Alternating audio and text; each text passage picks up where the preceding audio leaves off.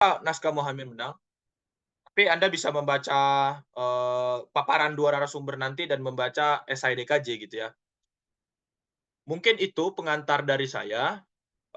Saya bertemu Bung Imin di Payakumbuh Poetry Festival, sebelum kami sering bincang-bincang lewat dunia maya di Payakumbuh Poetry Festival, saya bertemu dengan orangnya langsung dan buku itu belum terbit ya Bang Imin ya? Ketika Payakumbuh Poetry Festival ya?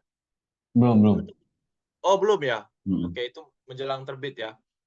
Oke, 30 menit pertama saya berikan kepada Ibu Siska atau Paman Juhendri dulu.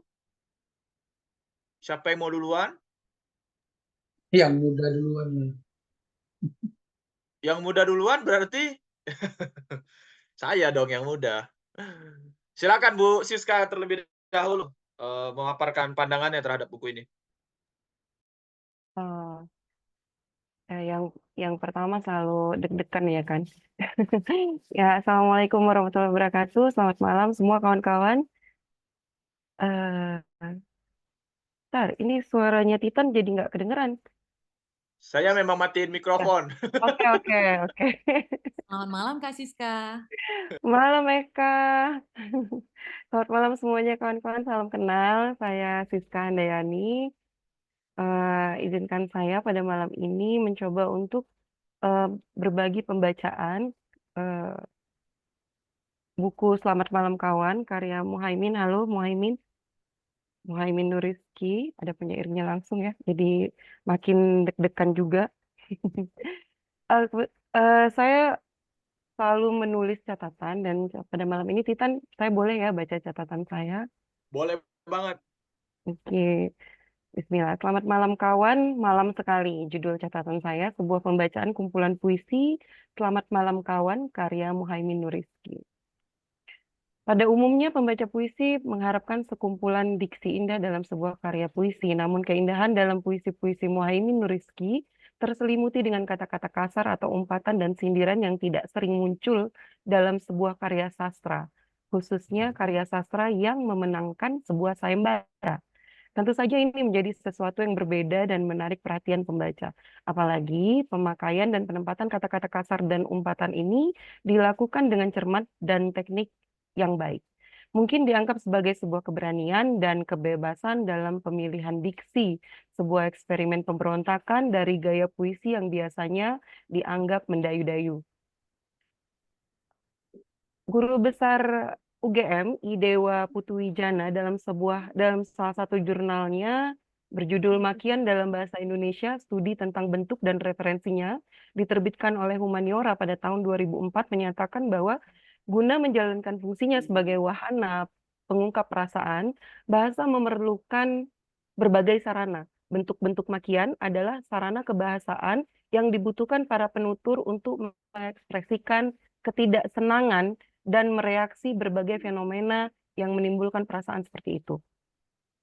Kata-kata makian atau umpatan atau kata kasar dan sindiran dalam berkomunikasi pada umumnya digunakan untuk mengekspresikan rasa tidak senang, benci, atau sebuah rasa tidak puas terhadap situasi yang sedang dihadapi, untuk membebaskan diri dari rasa tertekan dan terikat dalam situasi itu. Di sebuah dunia yang berbeda, umpatan dapat digunakan untuk memberi pujian atau menyatakan rasa takjub terhadap situasi atau benda, juga sering digunakan sebagai nama panggilan kesayangan di antara kumpulan yang akrab atau di antara pasangan. Dengan demikian, kata ungkapan atau makian atau kata kasar dan sindiran telah memenuhi salah satu fungsi bahasa, yaitu fungsi emotif, fungsi untuk menyatakan perasaan. Hal ini saya temukan juga dalam kumpulan puisinya Muhaimin.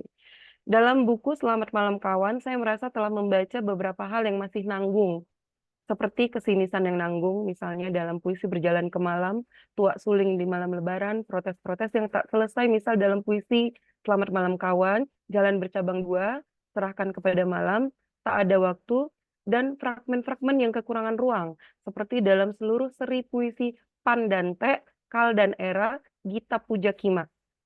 Saya juga merasa telah membaca sebuah bentuk iseng yang serius, sekaligus serius yang iseng. Dan Muhaimin berhasil membuat saya tersesat dalam kegelapan labirin pemikiran saya sendiri. Selamat malam kawan, ini betul-betul malam sekali. Puisi-puisi Muhaimin mirip dengan puisi Embeling yang menyuarakan kritik sosial dengan diksi yang berani dan bergaya satir. Bedanya, puisi-puisi Muhaimin terkesan kotor dan kumuh, dan ia tidak merasa perlu untuk menutup-nutupi suasana kotor dan kumuh itu. Bahkan dengan terampil, ia memunculkan majas disfemisme. Saya merasa Muhaimin telah menggoyangkan papan tulis tempat saya mencatat apa yang saya pelajari dari Keraf, bahwa sebuah gaya bahasa yang baik harus mengandung 3 unsur, yaitu kejujuran, sopan santun, dan menarik. Saya kehilangan sopan santun. Saya merasa asing sekaligus akrab dengan bahasa umpatan dalam puisi-puisi Muhaimin. Sejak puisi pertama dalam Selamat Malam Kawan, Muhaimin telah memberi sebuah kesegaran yang sinis. Mohon maaf, nomor yang Anda hubungi sedang berada di luar tanggung jawab. Membaca potongan puisi ini membuat saya terdiam agak lama sebelum lanjut membaca lari selanjutnya. Kemudian kesegaran lainnya yang saya dapatkan dalam Tuak Suling di Malam Lebaran, asam kandis, asam gelugur, ketiga asam siriang-riang, tertawa mayat di dalam kubur, minum tuak bisa bikin senang. Oke, sejujurnya puisi-puisi Muhaimin ini sudah menambah referensi saya pada kata-kata kasar dan makian lokal yang kebanyakan dari Minang, seperti kampang yang berarti anak haram, kelapir, mungkin itu kelepir ya, makian dalam bahasa Minang yang berarti aset lelaki, tumbuang yang berarti pantat, cimporong, semestinya setelah saya cari-cari itu berarti lampu corong, maaf kalau salah, namun dianalogikan sebagai pelaku seks bebas. Eh, Tolong diperbenarkan nanti kalau saya salah. Pantai, kemudian ada kalera, kima, kanciang, kapindiang, kampret, asu, berak, bangsat, karat pai, keparat, jancuk, pesong, bajingan, puki, cekimai, kalempong. Saya menunggu pertemuan pembacaan saya dengan kata anak ladeh dan poyo, tapi ternyata nggak ada, berarti belum berjodoh.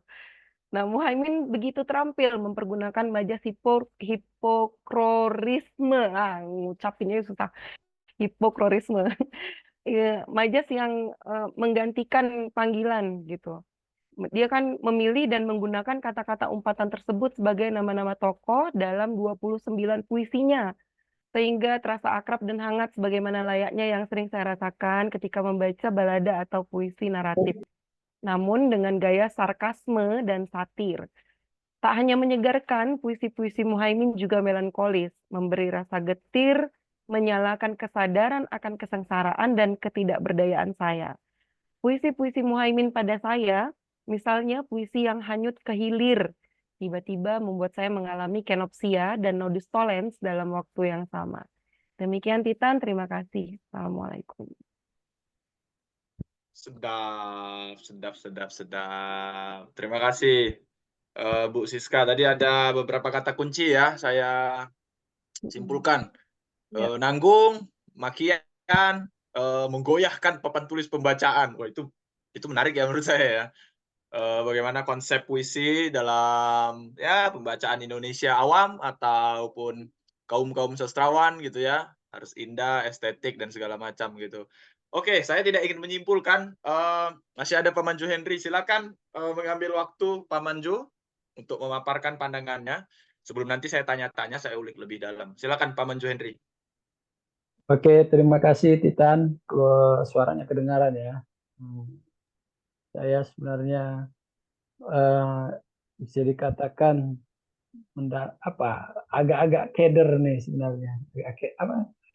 Agak-agak sedikit khawatir dan takut karena udah yang ngomong pertama udah ini sudah mendalam ya cara mengungkapkan berbagai bagian itu gitu. Dan keberhasilan Muhaimin pada malam hari ini adalah bagaimana bisa membuat orang memaki tanpa harus takut ditilang oleh polisi moral. Siap. Baik, selamat malam Jing, gitulah kira-kira ya di awal puisi itu ya. Aku izin ya, ini bukunya tukar-tukaran nih kayaknya bukunya. Nah, harusnya beli buku satu lagi ya kan, harus dua nih.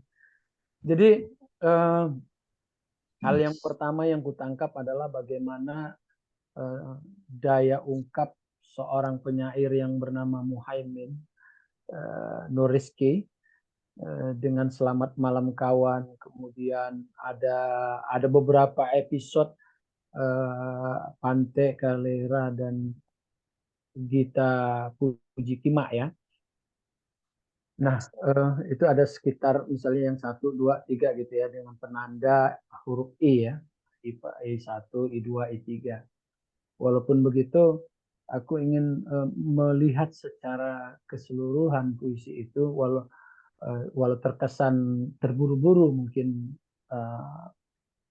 pendapatku ini bahwa ada yang ingin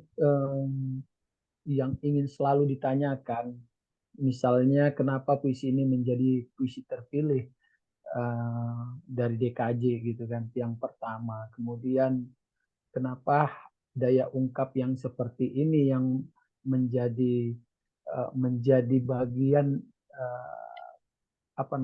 proses kreativitas si penyairnya. Nah, ketika bicara dua hal ini, pertanyaan dua hal ini, mengingat kemudian ranah Minang misalnya, di Minang itu ada ungkapan kete banamo gadang begala, jadi adalah sesuatu yang menurut aku semacam upaya dekonstruksi terhadap persoalan moral ya, persoalan moral dalam tanda kutip ke norma adat, bahwa bacarui-carui di Minang itu adalah sesuatu yang dianggap kasar ya, itu agak muncul ketika sudah kesal betul gitu.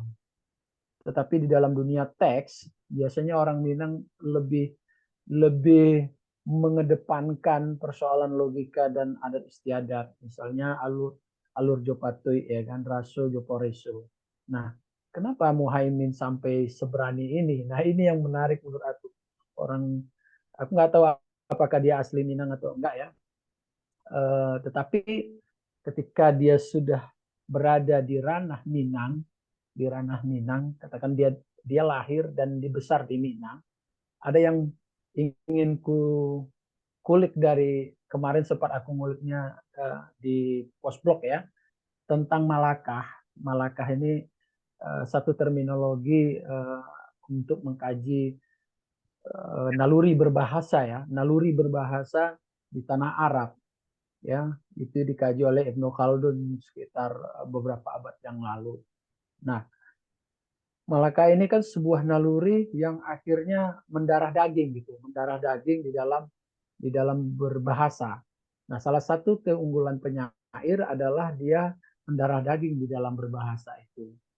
Nah, saking mendarah dagingnya bahasa itu, aku melihat di Selamat Malam Kawan ini begitu lepas penyair atau katakanlah narator menggunakan bahasa-bahasa yang berseliweran di dunia ranah Minang, bahkan di dunia rantau. Misalnya kalau kita mau mendengar itu, bisa kita main-main ke Sukarame ya, atau Jalan Dene, sekitar Amaliun juga kayaknya ada itu kumpulan orang Minang, pasti akan kedengaran itu.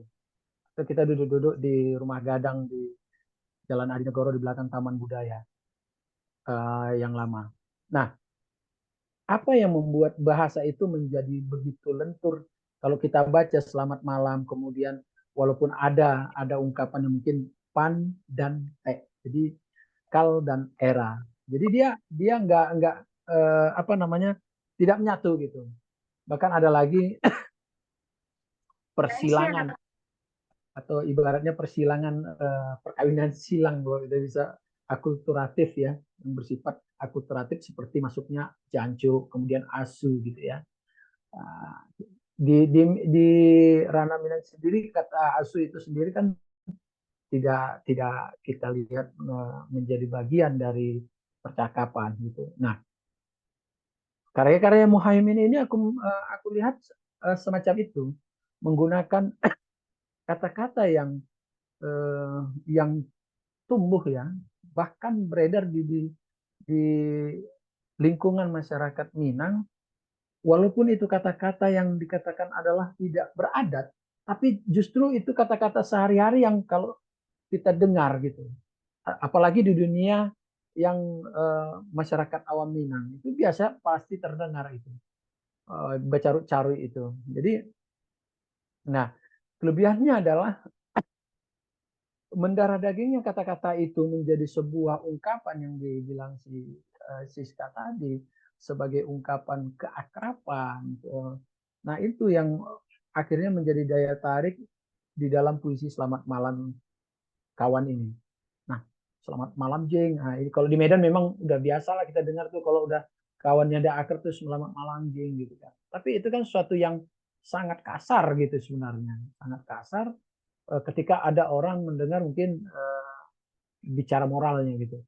Tapi itu ada. Bahkan anak-anak muda sekarang pun sangat bebas ya bilang apa kalau kita duduk sebentar ketemu anak-anak muda di sebuah kafe atau di apa tiba-tiba terdengar kan ucapan kontol gitu kan. Nah, atau apa yang sejenisnya gitu ya, kima gitu ya. Nah, di sini kalau di Batak kan ada bujang ya, bujang. Kalau di Minang kan bujang anak laki-laki ya, bujang dan upia kan. Di sini justru makian sama kima. Nah, itu yang membuat aku terheran-heran sebenarnya. Kenapa dia memilih kata-kata yang terkesan binal, liar, kasar bahkan ya, menjadi apa? Menjadi bernilai puitik, katakanlah bernilai puitik ya. Dan dia mencoba itu. Apakah ini sebuah eksperimen? Sebenarnya kalau kata-kata yang itu katakanlah kelamin itu ada juga di karyanya misalnya karya-karya dulu ada Remi Silado ya nasihat seorang ibu kepada anaknya jangan bilang kontol misalnya kan kemudian di karyanya si apa Jembut misalnya ya kemudian di karya Sutarji dan Saud Situmorang misalnya. Nah, kenapa memilih kata ini? Apakah kata-kata ini sangat familiar sehingga ketika orang bicara naluri berbahasa, kata ini cepat melekat. Mungkin kalau kita bilang teringat dengan kisahnya Mr. Bean ya, ada film Mr. Bean yang dia mengacungkan jarinya, jari tengahnya itu kemana-mana dan dianggap sebagai bahasa perkenalan ya atau bahasa keakraban jari tengah ya kan padahal itu bentuk fuck you gitu. Nah, itu juga yang dimunculkan misalnya kayak kata mengancu. Mengancu itu di puisi-puisi Selamat Malam Kawan ini ada juga gitu.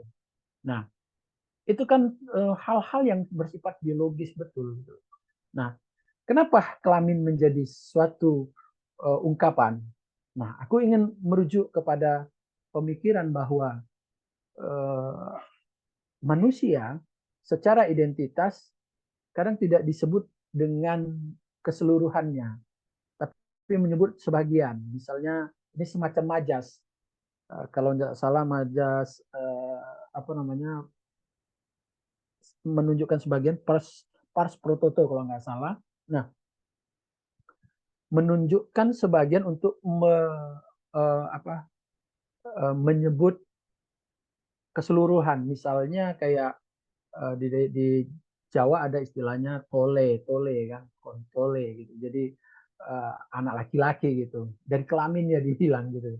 Nah, ini yang mungkin apakah ini bagian dari perkawinan bagian dari perkawinan antar budaya misalnya kalau di Minang kayaknya tidak menunjukkan itu hanya jarang lah ya untuk kalau di Jawa mungkin udah biasa tole ya tole ya kan kalau di Minang kan nggak ada yang anak-anak dipanggil tol nggak ada makanya ada aku bawa di awal ketek banamu gadang bagala karena nama itu sangat penting di orang Minang kemudian gelar itu juga menunjukkan bahwa di Minang gelar menunjukkan status ya status identitas seseorang gitu biasanya gelar ini sendiri pun dipakai ketika disematkan ketika dia menikah jadi sesuatu yang sangat sakral kalau kita bilang ya sakral tanda kutip lah ya bukan sakral yang spiritual segala macam tapi setidaknya itu menunjukkan identitas sosial kemudian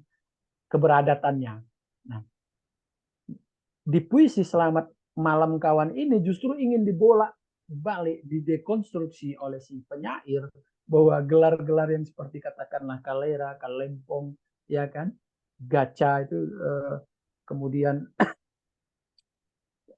karapai, kalapia dan macam-macam ya, itu kesannya kok ingin mendekonstruksi bahwa gelar pun besar-besar di Minang itu misalnya sultan apa segala macam, tokoh tingkahnya ya kita sebut aja itu sebagai sebuah keakraban.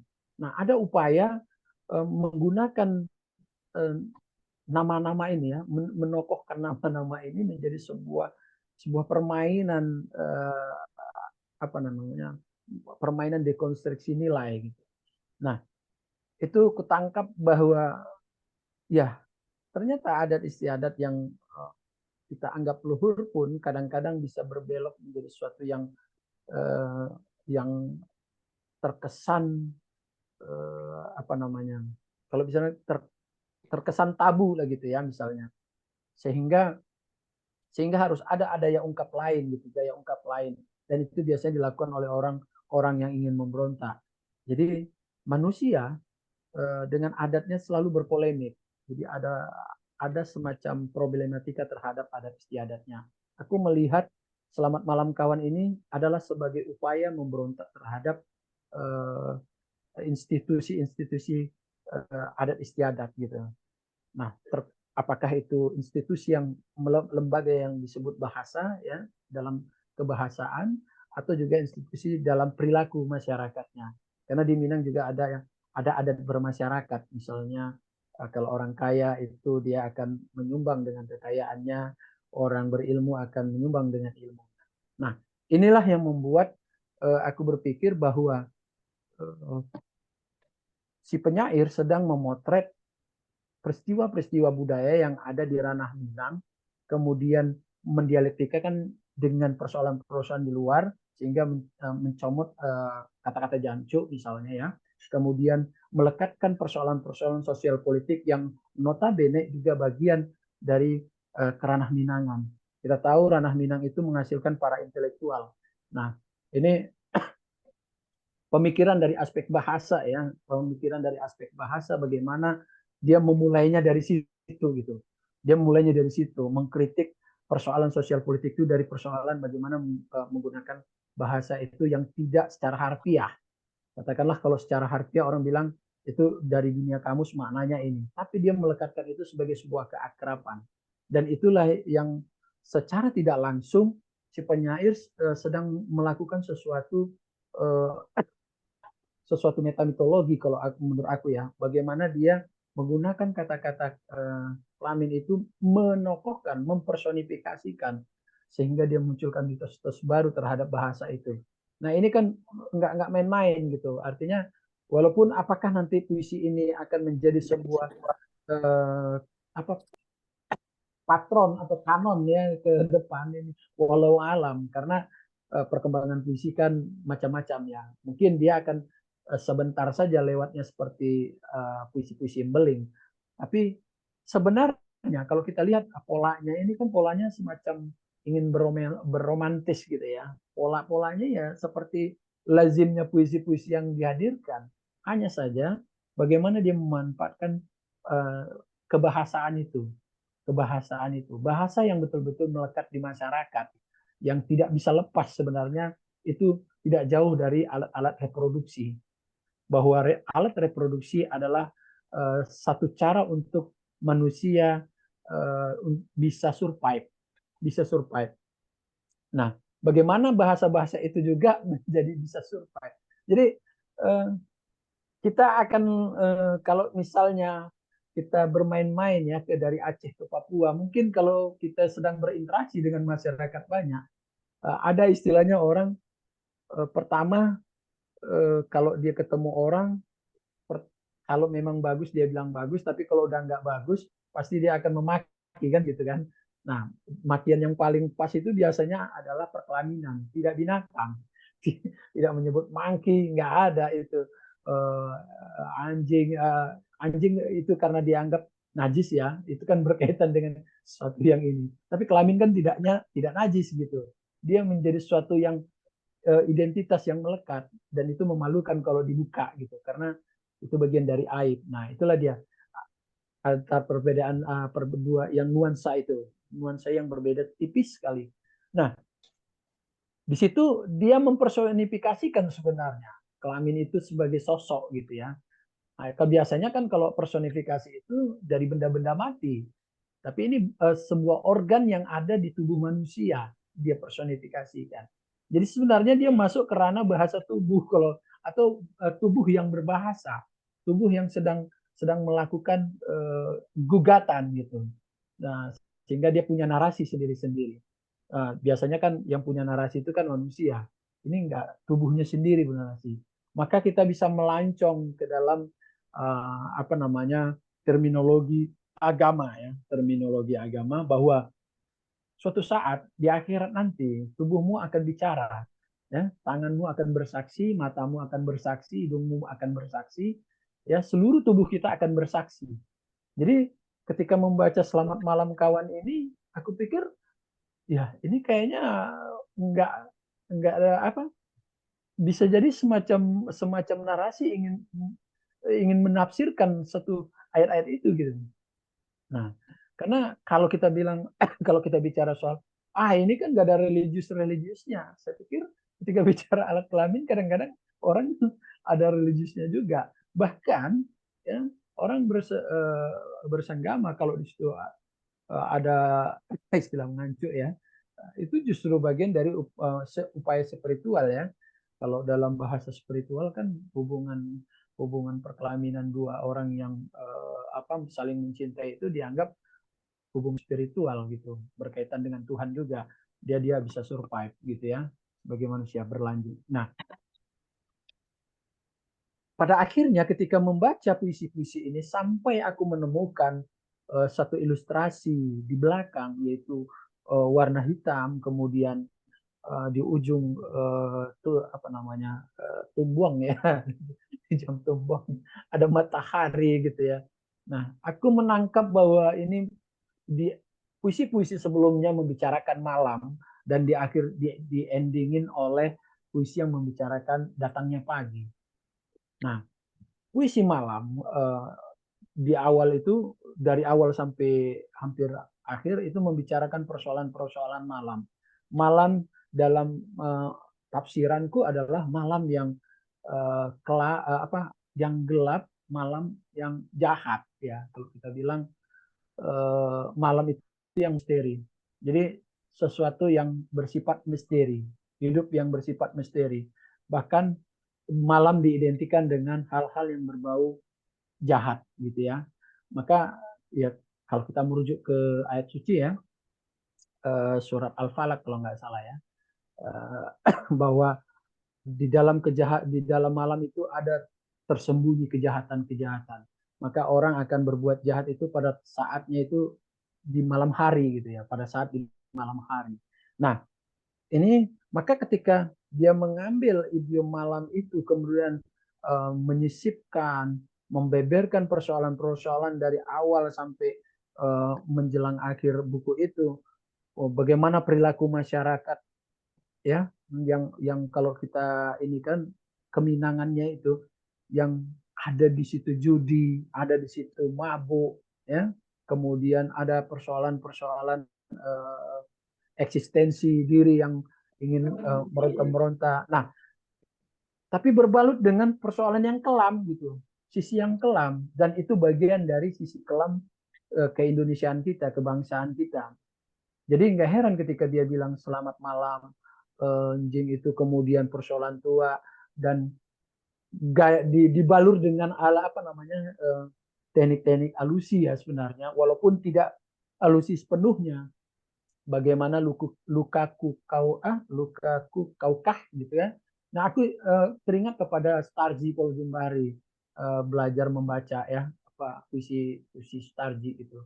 Nah, apakah ini semacam sindiran satir terhadap kemapanan penyair ya gitu ya, yang ditujukan kepada orang gitu ya, katakanlah Tarji, atau itu justru bagian ungkapan yang ingin bermain-main di ranah yang sifatnya katakanlah fundamen ya, artikulasi yang bersifat fundamen, bahwa kata-kata itu berasal dari mantra-mantra misalnya. Nah, dia kan gunakan itu juga, misalnya kayak pertanyaan di puisi pertama itu tentang luka. Nah, diawali dengan luka, kemudian diakhiri dengan luka sebenarnya. Walaupun pagi sebenarnya seharusnya memberikan suatu daya penyelamatan ya. Katakanlah pagi itu orang bangun pagi harusnya kan lebih segar, lebih inspiratif, lebih termotivasi. Tapi justru ketika bangun pagi pun justru yang didapatkan adalah sebuah kecewaan-kecewaan. Dan puisi-puisi Selamat Malam Kawan ini bisa dikatakan gelap, gelap bukan dalam arti pemaknaannya, tapi adalah membicarakan kekelaman, kegelapan sebuah identitas, baik identitas keminangan, identitas kedaerahan, bahkan identitas kebangsaan. Bagaimana di situ banyak persoalan dan itu hanya bisa kita misuh-misuh istilahnya. Nah, kalau dilihat di situ kan ada ungkapan presiden tercinta gitu ya. Dia ungkapan apakah betul-betul dia mencintai presiden kan? Aku pikir ini semacam untuk yang sifatnya apa? Dia menggunakan kata presiden tercinta gitu. Nah, ini kan aneh gitu ya. Saking begitunya apa namanya? Dia mencemeh ya bahasa Minang itu mencemeh persoalan-persoalan yang ada di apa masyarakat kita, dan itu setidaknya menegaskan apa yang dikatakan Mukhtar Lubis, bahwa salah satu ciri bangsa kita adalah hipokrit. Jadi puisi-puisi Muhaimin ini ingin membeberkan ini loh masyarakat kita.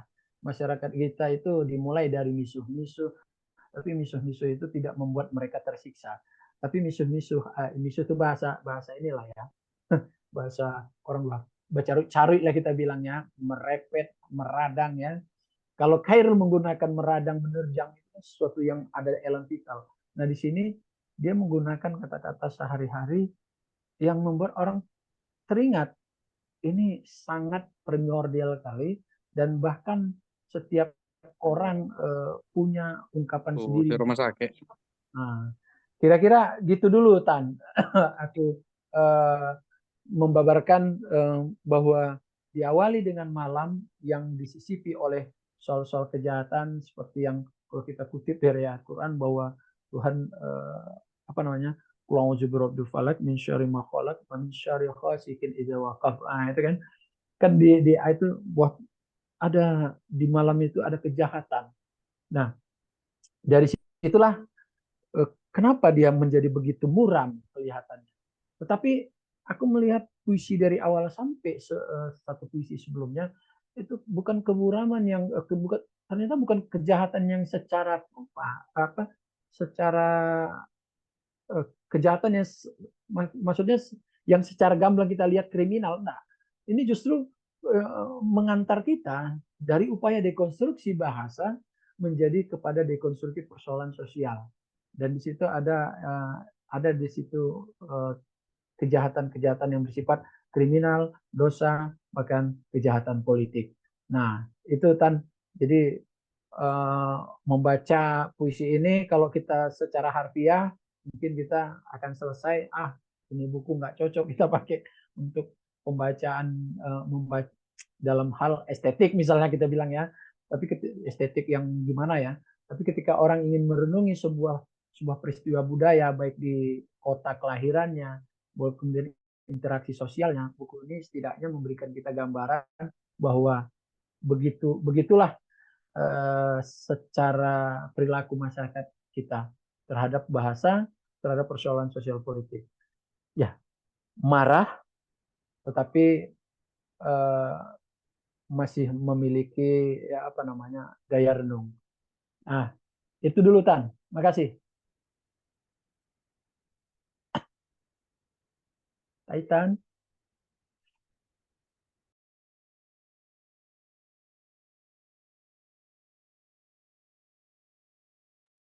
Udah cukup Pak Manju? Masih banyak Ya. waktu kita nih. Oh iya, untuk sementara itu dulu. Aku rasa gini, dengan dialog mungkin akan bisa lebih tereksplor apa-apa saja di dalam puisi itu, karena Sedap.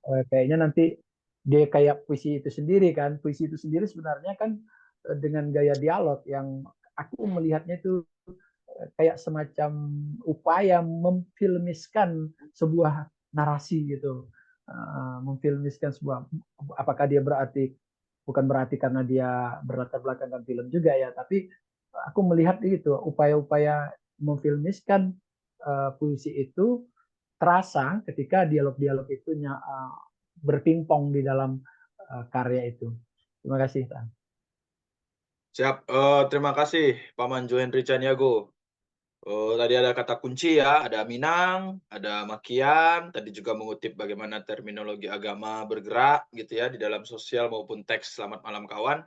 Teman-teman yang baik, Troka sudah menyampaikan di kolom komentar, sampaikan pertanyaan atau komentarmu melalui chat room dengan format nama, domisili, pertanyaan atau komentar.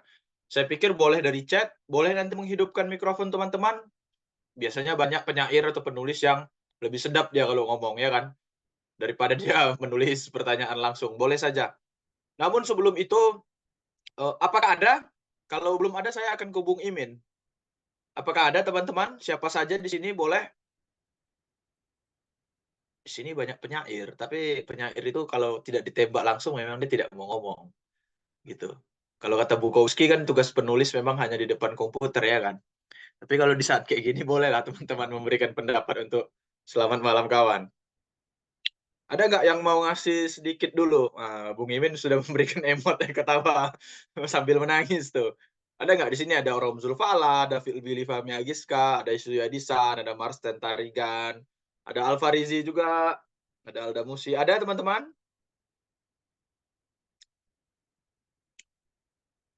Kalau tidak ada benar-benar selamat malam kawan ini nanti kita tutup. Oke, Bung Imin, Bang Imin, aku pernah ini silakan dikoreksi kalau salah ya Bang Imin.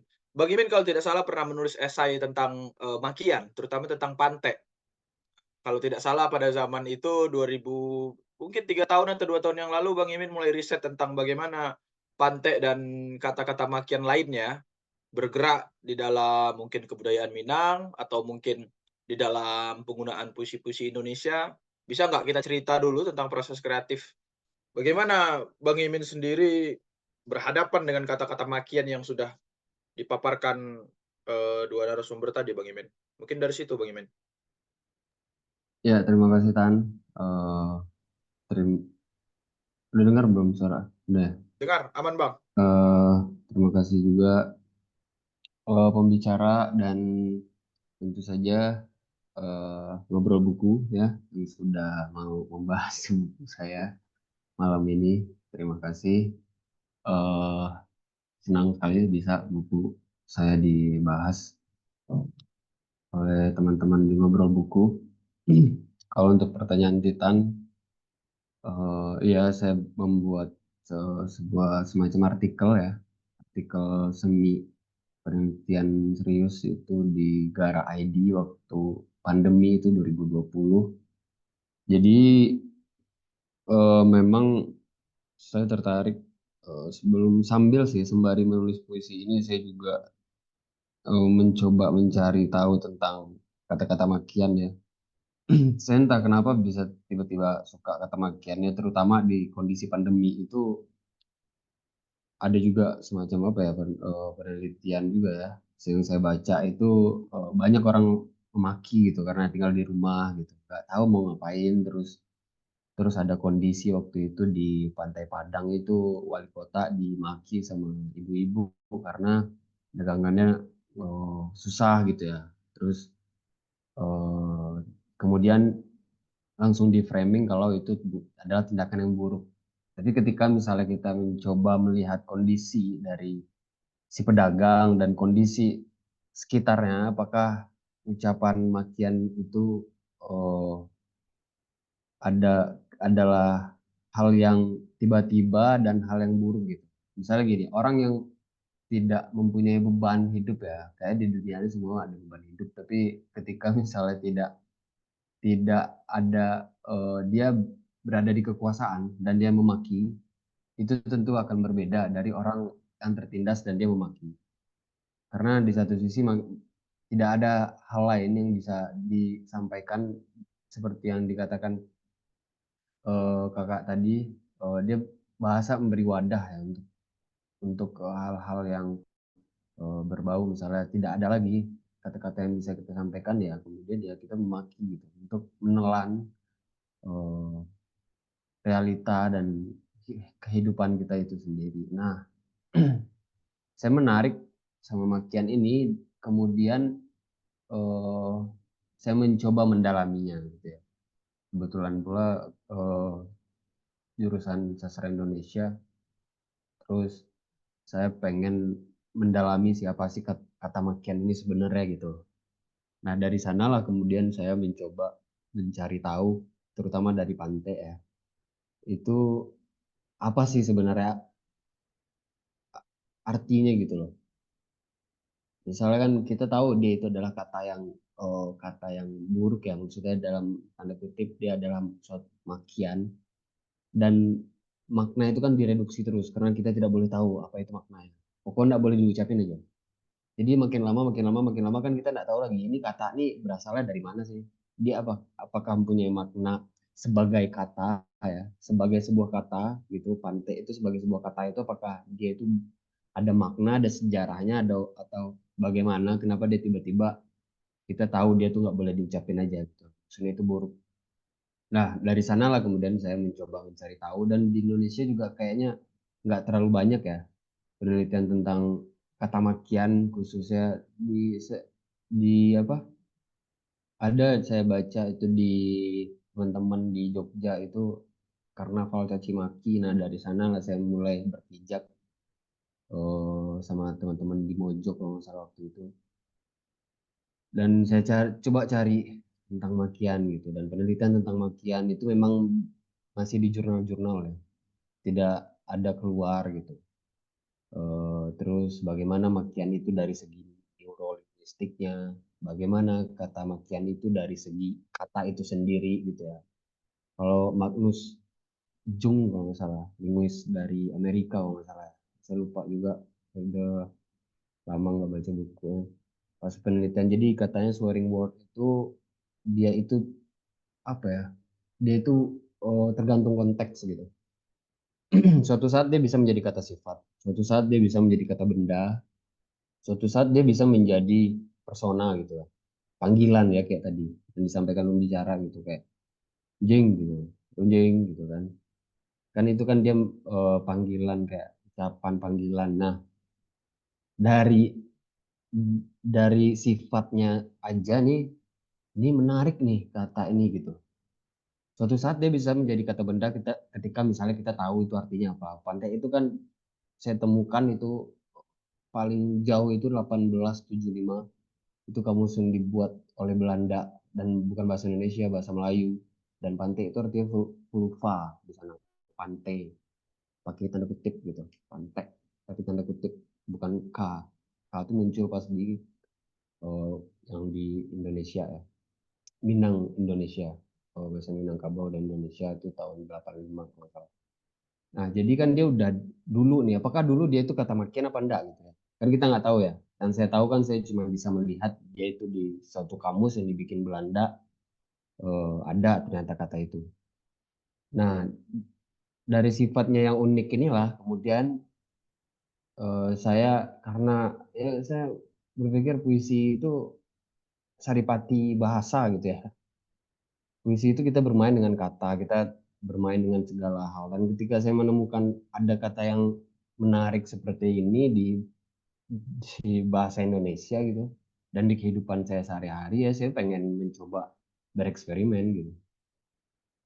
Jadi eh, benar juga yang dibilang pembicara juga tadi, apa, kata makian ini mudah sekali kita tergelincir dengan sesuatu yang apa namanya itu, leher ya, urat leher lah gitu ya. Puisi urat lehernya kan puisi marah-marah ya.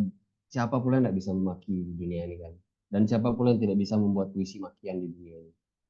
Kita bisa membuat puisi makian gampang aja gitu.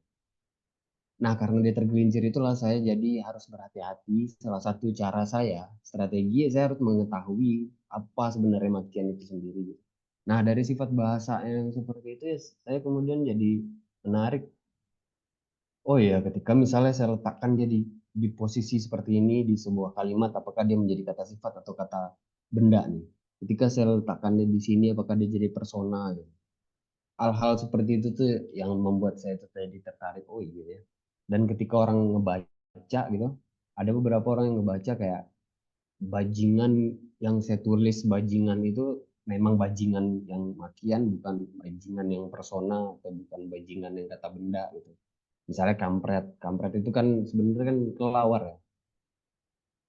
Nah, seperti itulah. Eh, jadi dari sana lah saya mengapa menggunakan bahasa ini juga, bahasa makian gitu ya. Dan di luar negeri itu juga saya membaca sebuah esai tentang swearing word dan poetry gitu ya di Poetry Foundation karena sedang meneliti ini juga. Jadi saya bahas lah, saya baca dan di, di apa di luar itu juga ada polemik puisi makian ini katanya puisi yang malas gitu, puisi pemalas gitu. Penyair-penyairnya bilang beberapa kritikus kayak gitu. Tapi ya beberapa dia komentar dia saya lupa juga penyair siapa yang dia wawancara kenapa dia menggunakan kata ini. Oh ya karena dia butuh maksudnya bagi dia secara rima, secara bunyi, secara makna dia cocok dan di Padang juga ada di Diarsya puisinya Kuda Bawah Tanah itu dia pernah pakai pantai kan Jakarta Pantai ini menelan bensin 1 juta galon. Terus saya tanya juga ke beliau, ini bang kenapa pakai ini gitu? Ya karena bagi saya itu pas untuk menggambarkan Jakarta gitu. Waktu itu saya di Jakarta gini-gini katanya. Nah, itulah yang saya kumpulkan. Oh, ya udah saya jadikan aja artikel. Kemudian dari sanalah saya mulai mencari-cari puisi yang memakinya di sejarah Indonesia ini apa gitu ya. Puisi bling misalnya. Oh, dia mencoba bermain. Ya udah saya ambil beberapa kayak contoh. Oh, ini ada nih main-main. Terus saya cari misalnya kayak Sutarji juga. Oh, dia bermain bunyi ya. Sutarji itu bunyi banyak tuh. Saya ambil di bagian sini. Kemudian saya lihat ada siapa lagi Afrizal mungkin ya jadi kayak gitulah kayak apa ya saya buatnya itu kayak ya mungkin eksperimen gitu ya saya kayak lab gitu kayak oh ini ada nih menarik nih saya punya konsep seperti ini apa kira-kira yang cocok saya masukin bla bla bla saya jahit udah deh jadi seperti ini gitu tapi tentu saja kalau dari dasar dan fondasinya itu ya di zaman pandemi ketika saya tidak ya ketika kematian aja ditertawai oleh pemerintah gitu. Ketika aman mati orang semua kan, ribu-ribu orang mati, aman-aman aja gitu. Ya, pakai kalung-kalung ini kan kan aduh eufemisme gitu lah. Menghaluskan. Ngapain dihaluskan orang udah mati masih dihaluskan gitu ya. Hal-hal seperti itu. Itu yang membuat saya dari segi diri nih, tapi dari segi penciptaan seperti tadi. Itu sih tadi. Terima kasih. Sedap, sedap, sedap. Aman, aman, aman, tapi meninggal semua, Bang, ya? Ya, aman juga kata kau. Ya, memang kalau membaca Selamat Malam Kawan ini, apa ya, memaki negara itu memang sangat terlihat sekali dari luar walaupun dalam, gitu. Dan memang tadi Bang Imin sudah menjelaskan lebih jauh, Covid melanda kita semua dan itu memang seperti tamparan ya, teman-teman semua ya. Dihasilkan Covid itu kan dihasilkan oleh virus ya, teman-teman ya. Sesuatu yang kecil gitu bisa menghancurkan hal-hal yang besar sekali untuk kita gitu. Dan memang itu, stres semua kita kan, depresi semua kan, termasuk saya ya. Berkali-kali kena Covid sepertinya nggak bisa keluar rumah begitu. Teman-teman saya tanyakan lagi, apakah ada komentar atau pertanyaan? Boleh diketik, boleh langsung dihidupkan mikrofonnya. Apakah ada? Bung Nawir menghidupkan kamera, mau berkomentar? Apakah sudah membaca bukunya? Oh, nanti dulu, siap. Oke, berarti lanjut lagi. Bang Imin, lanjut lagi kita nih, Bang Imin. Di dalam buku ini kan Bang Imin kan bekerja sama dengan seniman ya, katakanlah begitu ya, seniman atau ilustrator ya, dengan gambar-gambar yang, bagi saya sih sangat lucu sebenarnya gitu ya. Maksudnya gayanya sangat lucu gitu, polos, naif gitu ya, tapi kan objek-objeknya sangat menggambarkan apa-apa yang Anda buat sebenarnya ya. Ada gambar, kelamin, ada doggy style gitu ya, ada orang lagi mabuk, ada, apa nih, yang dikurung dia nih, dikurung, apa namanya, di punya kita tuh dikurung gitu ya, terus ada botol gitu. Banyak lagi lah, ada kucing, pelukan, apa kawin segala macam, nggak tahu nih. Ada anjing, kawin dengan Covid nih, ini Covid nih menurut Mhm. saya nih. Banyak lagi ya, ada gambaran kota, bagaimana penggusuran gitu. Saya mau tanya bagaimana proses, Bang Imin dengan ilustrator ini, gitu. Apakah ilustrator yang menafsir puisi Anda, atau Anda sebenarnya yang menginginkan situasi seperti gambar ini gitu?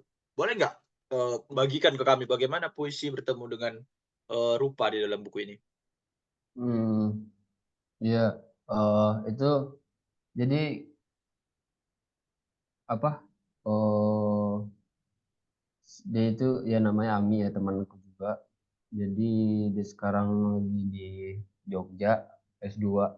Jadi sistemnya tuh gini, aku kasih puisiku, terus, coba bayangkan gitu, jadi dia yang membuat,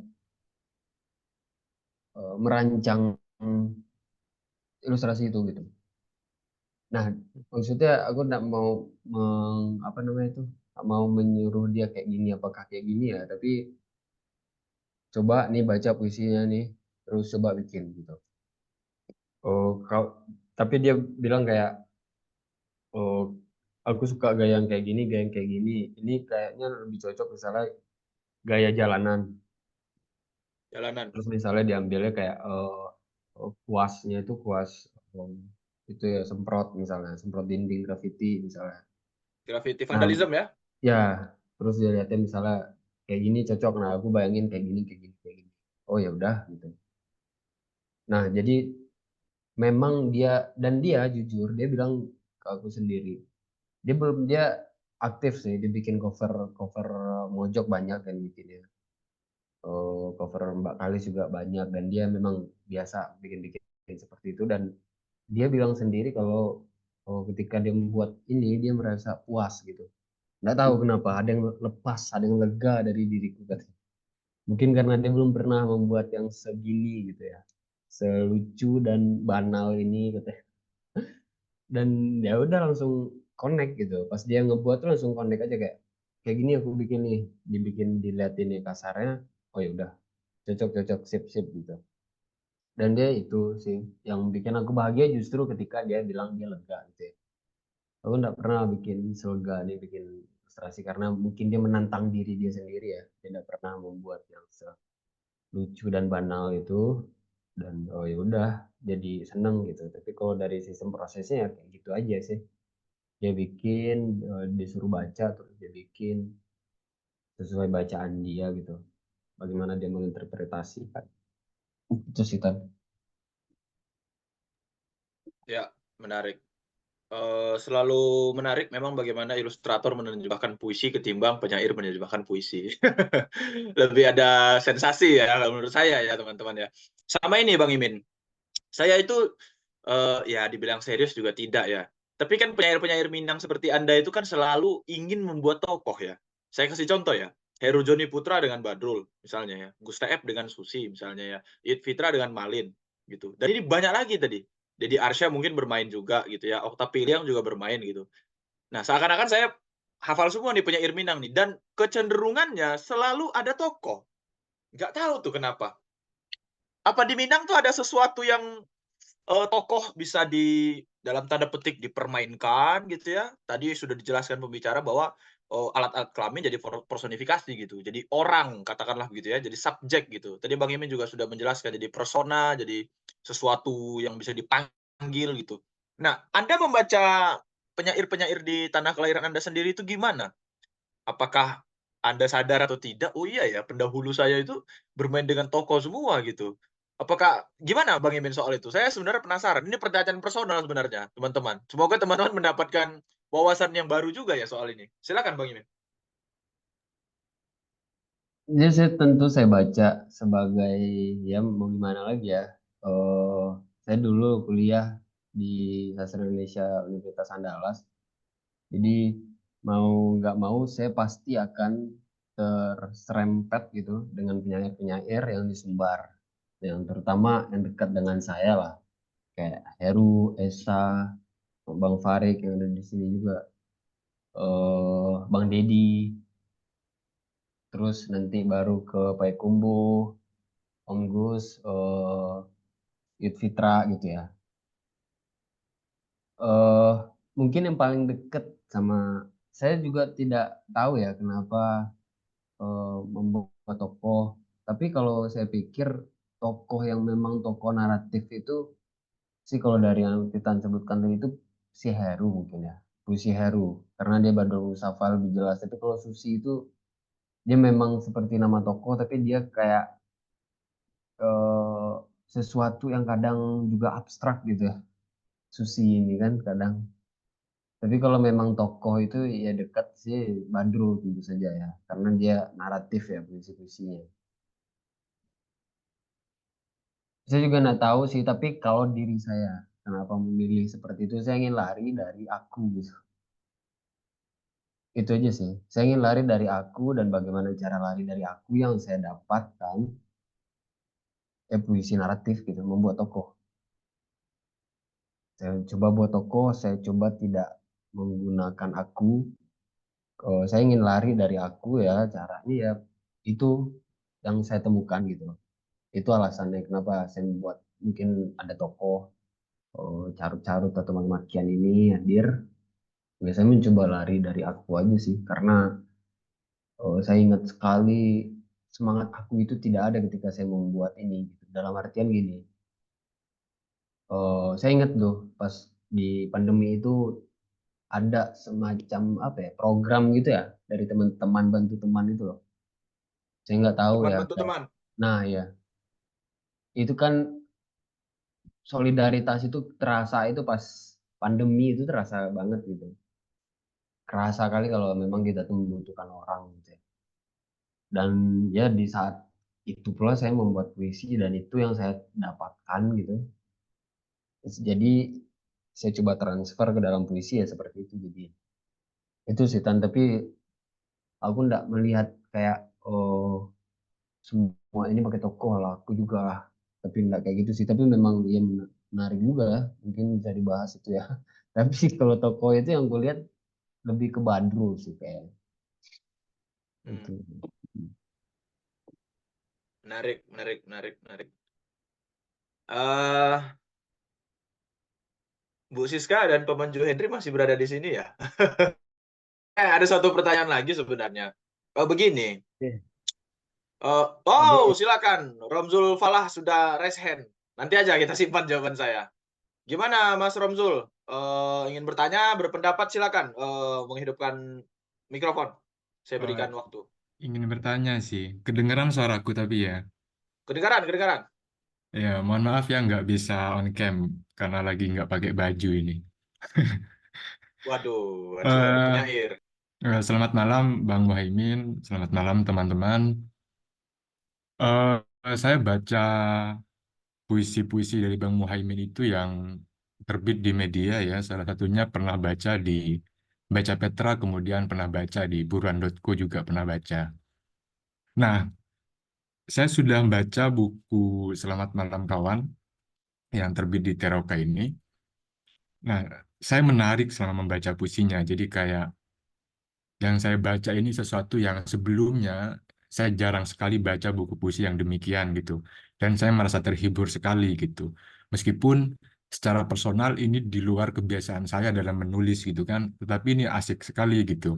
Nah, sehingga saya berpikir mungkin pemikiran saya ini atau pertanyaan saya ini bermula dari kebiasaan saya personal gitu. Kalau saya kan selalu berpikir pasca satu buku mungkin akan nulis dengan hal yang berbeda gitu kan dari buku pribadi gitu. Nah, sehingga ketika baca puisi Selamat Malam Kawan ini, saya mulai berpikir kira-kira Bang Muhaimin akan menyuguhkan puisi yang bagaimana lagi nih yang menarik gitu? Atau hal dengan yang sama sebagaimana di Selamat Malam Kawan atau yang lain gitu. Saya mikir demikian gitu, karena ini asik sekali dan saya pikir mungkin teman-teman pembaca puisi-puisi Muhaimin ini juga mikir akan menyuguhkan puisi yang bagaimana nih pasca Selamat Malam Kawan. Kira-kira begitu ya. Terima kasih dan selamat Bang Muhaimin, ini kemarin juara 1 di DKJ. Terima kasih. Selamat malam kawan-kawan. Hehehe. Memang judulnya ini mantap ya teman-teman yang baik ya. Jadi kalau punya pacar Anda, punya mantan, jangan bilang sayang atau mantan gitu. Selamat malam kawan gitu. Nanti garisin Muhaimin Nur Rizky gitu. Bu Eka sudah raise hand tadi. Kita tampung dulu pertanyaannya ya. Silakan Bu Eka memberikan pendapat, pertanyaan silakan. Oke, terima kasih Tito Ansadewo. Selamat malam kawan-kawan semuanya.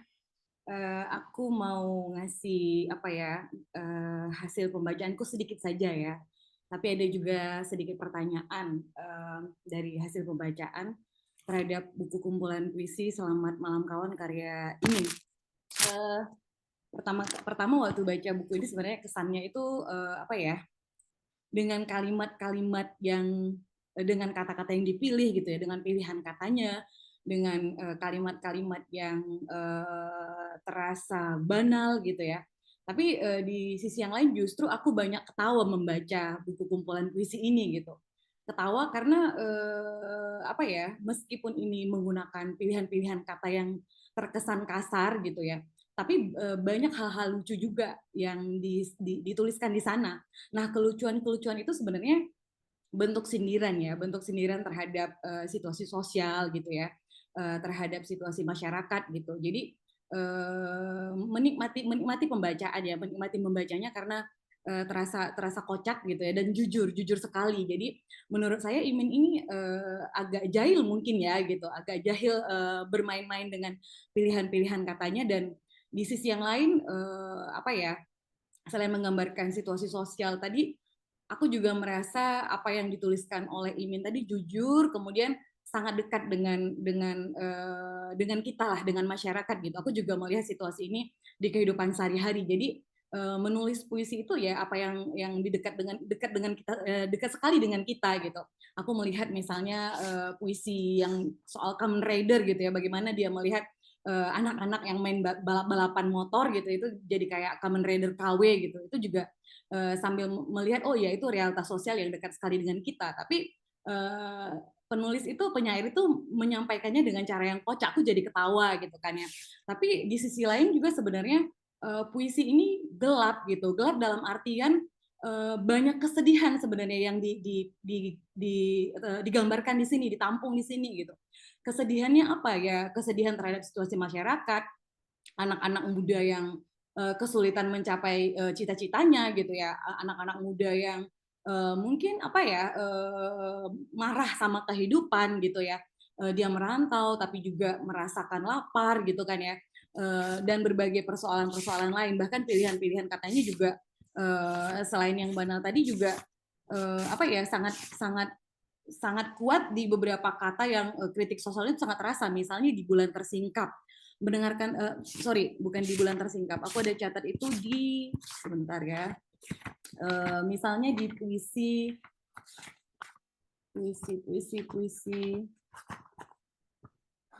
di Gerbang Kompleks misalnya, dijual seharga nyawa harapan seluas tanah air tercinta. Aku pikir pilihan kata itu juga sangat menohok gitu ya, sangat gelap sebenarnya, dan membacanya membikin sedih gitu. Ada perasaan sedih membaca kalimat-kalimat yang seperti itu. Misalnya juga pada puisi Yang Telinga, awas kepala, pintu keadilan lebih rendah dari yang Anda pikirkan. Jadi walaupun banyak kalimat-kalimat yang kata-kata yang kotor tadi, tapi ada kata-kata yang dipilih yang secara cermat gitu, dan benar-benar menggambarkan situasi sosial masyarakat kita. Itu mungkin sedikit hasil pembacaanku. Tapi mau bertanya nih, untuk di bagian akhir ada sedikit susunan atau format yang berbeda ya. Kalau di bagian akhir ini, ketika kita memasuki satu puisi yang berjudul Gita Puja Kima 3, itu kalimat puisinya diakhiri dengan sebab pagi tidak akan lagi menghampiri kita. Jadi seakan-akan kan puisinya sudah berakhir gitu, tapi kemudian kita balik halaman itu masuk ke ilustrasi dan kemudian masuk ke ruang kosong gitu. Tapi tiba-tiba ada puisi lanjutannya. Aku sebagai pembaca awalnya berpikir ya mungkin sudah berakhir, puisinya sudah selesai gitu. Tapi ternyata ada satu puisi lagi judulnya Pagi Datang Terlalu Cepat. Apakah ini ada satu format yang sengaja disusun? Tadi kan dibilang pagi, sebab pagi tidak akan datang lagi menghampiri kita gitu. Tapi tiba-tiba ternyata pagi datang terlalu cepat. Mungkin itu saja. Saya kembalikan. Terima kasih Titan. Ya, terima kasih Bu Eka. Itu pertanyaan yang bagus sekali menurut saya ya. Ya, teman-teman yang baik, bagi saya memang buku puisi itu seperti album musik ya. Album musik atau pameran tunggal begitu ya. Ada momen di mana puisi tidak dikumpulkan, tapi disusun ya. Nah, di titik itu mungkin nanti Bung Imin bisa menjelaskan. Saya simpulkan pertanyaannya, nanti Bang Imin lupa. Yang pertama, ada proyek lanjutan apa atas puisi-puisi Anda, Bang Imin? Yang kedua, bagaimana cara Anda menyusun buku ini? Ya, katakanlah ini album pertama Anda gitu ya. Bagaimana Anda menjahit dari satu puisi sampai puisi akhir ya. Yang namanya menjahit pasti menggunakan benang atau menggunakan kita sering menggunakan frasa benang merah ya. Tapi bagi saya tidak hanya benang merah, bisa benang biru, bisa benang kuning dan lain-lain. Mungkin 2 pertanyaan itu Bang Imin bisa diulik, dibahas. Silakan Bang. Terima kasih Bang Romzul sama Kak Eka. Ya, saya juga bertanya mau bikin puisinya seperti apa. Ini nerbitin puisi apa semacam ya tentu saja itu tantangan ya. Satu sisi itu kayak tapi saya dari 2023 itu dari dapat DKJ sampai sekarang saya belum ada nulis puisi dan memang saya belum tahu lagi mau nulis puisi mungkin yang seperti ini atau tidak. Saya, belum ada apa ya belum ada tekanan gitu ya, keinginan untuk menulis puisi yang baru, tapi mungkin dalam waktu dekat dan saya juga tidak tahu. Saya juga orangnya pembosan sebenarnya. Saya bosan dengan misalnya dengan gaya seperti ini. Kalau saya merasa udahlah, saya ganti yang lain gitu. Saya nggak tertarik lagi gitu. Ini mungkin pribadi ya. Seorang pembosan, jadi kayak kalau udah bosan nih saya nggak mau lanjutin lagi. Udah saya cari yang baru atau gimana. Terus kalau untuk Kak Eka itu yang oh iya sih.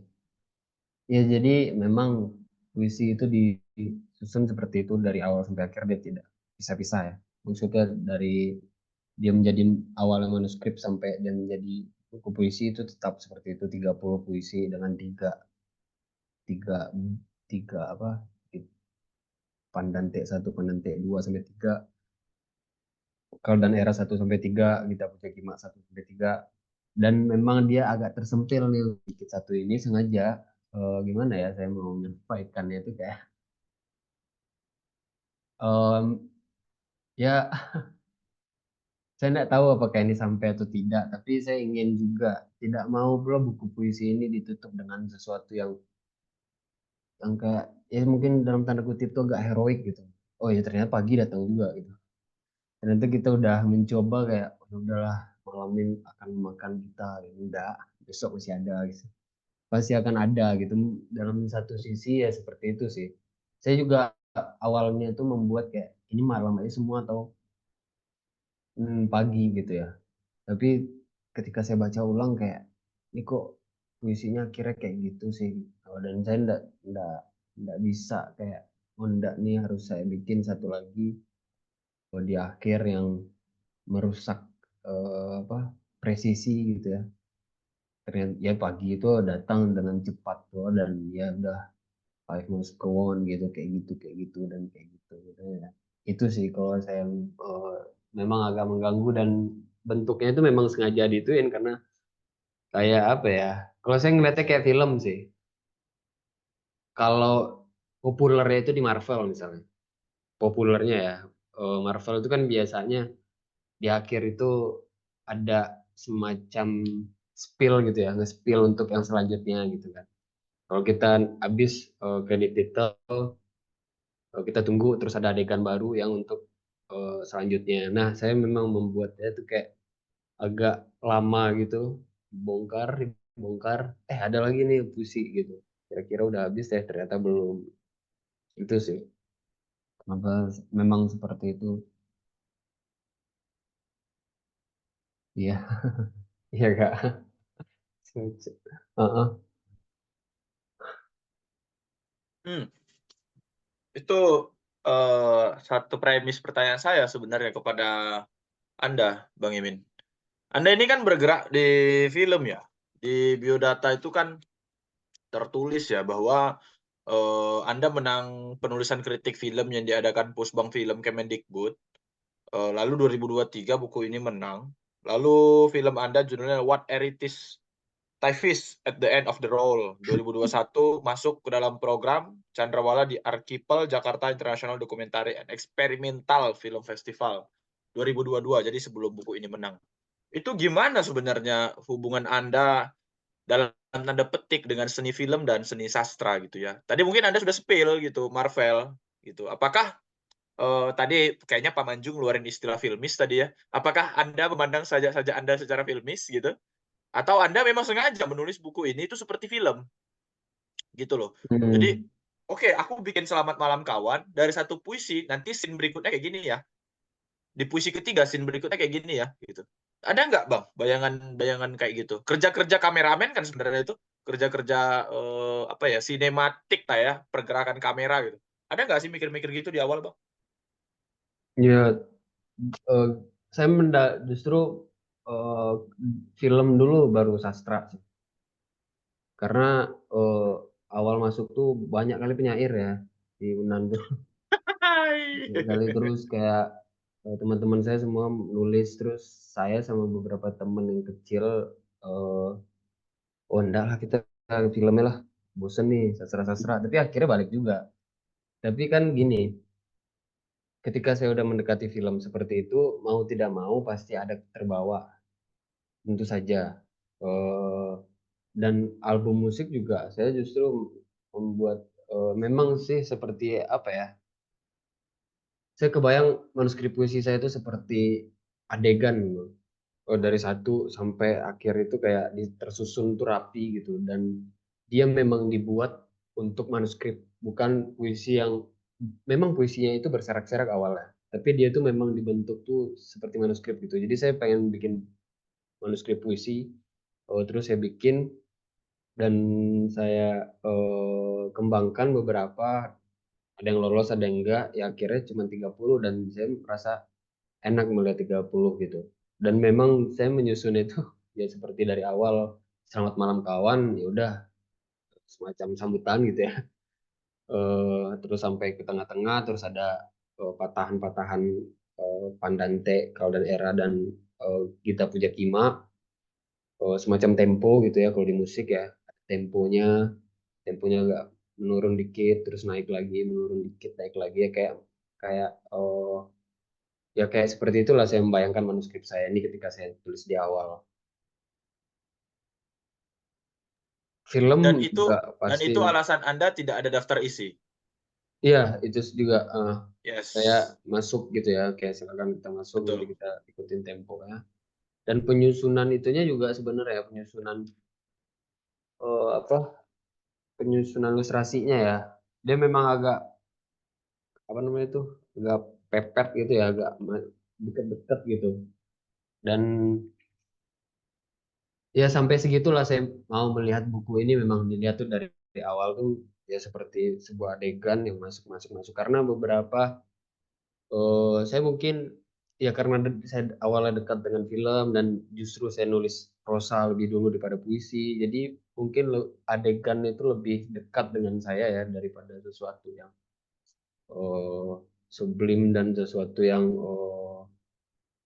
maksudnya kayak pengumpulan puisi-puisi terus dikumpulin dalam satu buku puisi, itu kan kadang dia tidak berurutan gitu ya. Kita tidak bisa membaca dari awal, kadang dia memang semacam perkumpulan aja gitu ya. Tapi kalau saya membayangkan manuskrip puisi saya itu memang dari awal tuh seperti ini, seperti ini memang ada temponya 3 3 3 3 gitu. Ya kayak gitulah, dan pasti berpengaruh sih menurutku. Film pastilah, terutama ketika Ya, membuat adegan.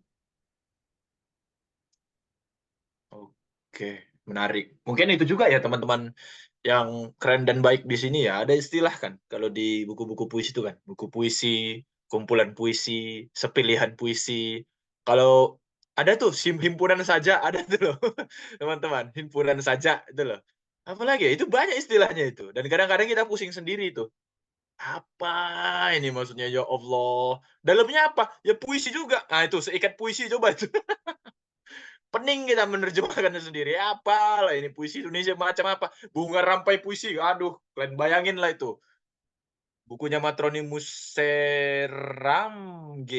Nah, nggak tahu kita nih. Mas Romzul tadi yang ngasih tahu itu di kolom komentar. Ya, maksud saya memang bagaimana buku puisi ya, puisi dalam hal ini tuh bisa dibaca secara utuh ya.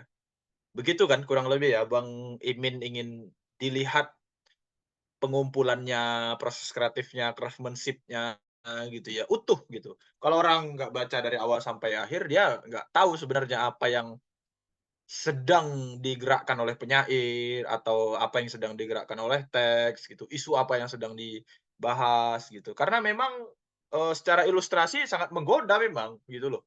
Di sebelah kiri itu ada gambar kontol, Anda bayangin itu. Bagaimana Anda di toko buku melihat anak-anak ngelihat, "Mah, mau beli buku itu," katanya. Kenapa? Ilustrasinya lucu. Setelah di dekat, di zoom itu gambar kelamin gitu. Dan itu di samping juara 1 sayembara manuskrip puisi gitu. Anda bayangin itu. Itu kan kocak ya, karena saya percaya Bang Imin, Teroka itu kan sebenarnya berhutang sama ilustrator gitu loh. Toko buku itu kan berhutang sama ilustrator. Di apa namanya, di Gramedia itu kita berhutang sama ilustrator semua. Karena cover duluan yang ditengok, nggak mungkin kita buka buku Teroka ini di Gramet, kita buka, aku mau baca dulu puisi Bang Imin." Nggak bisa. Cover dulu yang bergerak gitu loh. Jadi memang pertanyaan saya tadi memang sangat penting di titik tertentu, bagaimana kerja rupa dan teks itu. Lalu tiba-tiba ada, Anda lihat itu kalau tidak salah, sorry ya, saya nggak tahu bahasa sainsnya ya, ini peler kalau tidak salah ya. Zakar ya, Bang Imin ya. Saya nggak tahu nih hybrid juga nih, anjing, dia meluk anjing, ada oh enggak, dia dia dia nih mencekoki ya, tapi badannya juga anjing. Nah, ini heran juga kita nih lihat ilustrasinya gitu loh. Jadi saya pikir memang, di satu sisi agak surreal, agak-agak nakal, surreal, binal, banal, tadi juga remeh ya sebenarnya ini ya, gitu. Dan mungkin memang puisi-puisi, Muhaimin Nur Rizky memang sangat dekat dengan kehidupan Indonesia. Kalau dalam saya ya, pembacaan saya pribadi ya, ini memang sangat dekat dengan kehidupan Indonesia. Kawan saya waktu SD itu meninggal di dalam penjara, Bang Imin. SD itu dia sudah ngelem. Udah ngelem, nggak punya rumah, ditendangin sama abangnya tiap hari gitu. Nggak punya rumah, ngelem aja. Dan saya cukup dekat dengan lingkungan-lingkungan seperti ini, tapi saya tidak terseret ya. Dulu itu kalau di Medan itu ada namanya Dursmir, teman-teman. Dursmir itu tempat cuci kereta. Tempat cuci kereta, tempat cuci mobil. Kereta itu di kami motor ya di Medan ya. Waktu dia nggak nyuci kereta, itu di dalam kaosnya itu sudah dalem. Gitu loh. Dia tinggal gini aja, tinggal dinaikkan aja kerahnya. Naikkan turun gitu. Saya tengok, ini ngapain lah abang ini, ada gilanya lah saya pikirnya. Terus dibilang, "Kau jangan dekat-dekat sama dia," katanya. Tidak terseret tapi nyaris, "Oh, tidak, saya anak baik sejak dulu. Kau jangan dekat-dekat sama dia, dia tukang ngelem," katanya. "Bang, ngelem itu apa?" Aku bilang. "Ngelem itu bisa halu kau," katanya. Bisa naik kepala kau entah ke mana-mana," katanya. "Mak, ada gila-gilanya, Bah." Jadi memang situasi dalam buku ini sudah saya temui sejak SD, ya.